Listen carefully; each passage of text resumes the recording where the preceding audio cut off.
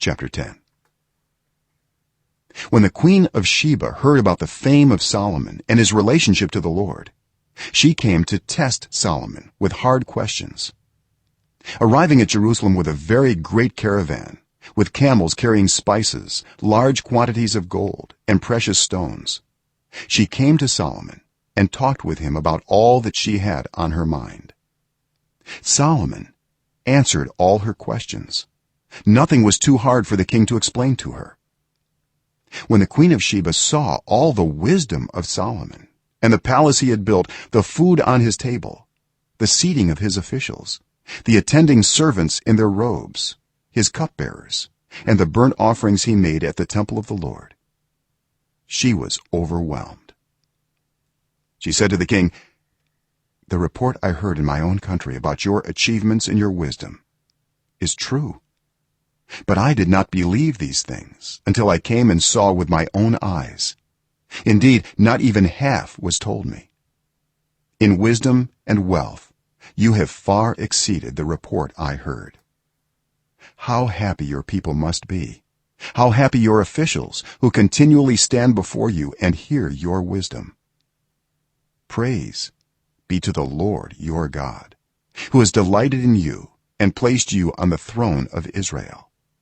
Because of the Lord's eternal love for Israel, he has made you king to maintain justice and righteousness."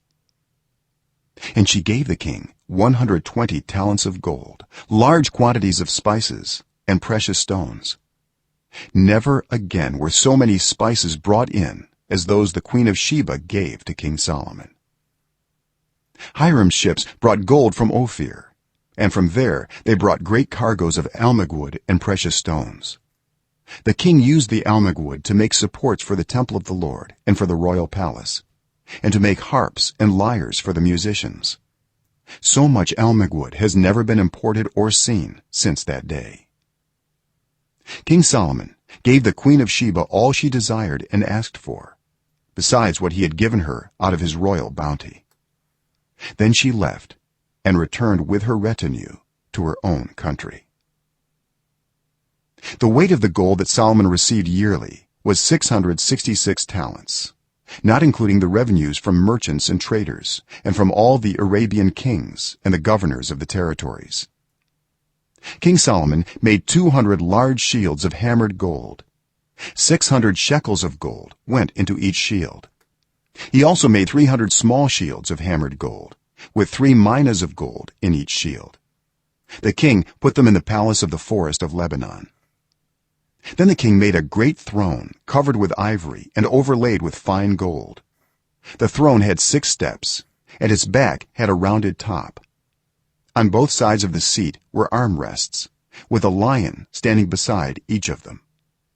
12 lions stood on the 6 steps, one at either end of each step. Nothing like it had ever been made for any other kingdom.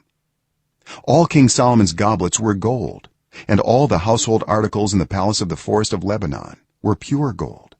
Nothing was made of silver, because silver was considered of little value in Solomon's days.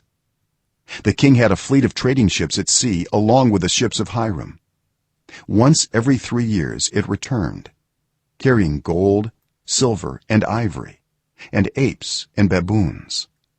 King Solomon was greater in riches and wisdom than all the other kings of the earth. The whole world sought audience with Solomon to hear the wisdom God had put in his heart. Year after year everyone who came brought a gift, articles of silver and gold, robes, weapons, and spices, and horses and mules. Solomon accumulated chariots and horses.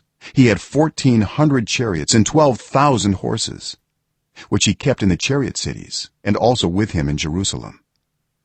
The king made silver as common in Jerusalem as stones, and cedar as plentiful as sycamore fig trees in the foothills. Solomon's horses were imported from Egypt and from Kuwait.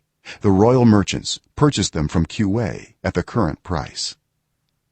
They imported a chariot from Egypt for 600 shekels of silver and a horse for 150. They also exported them to all the kings of the Hittites and of the Arameans.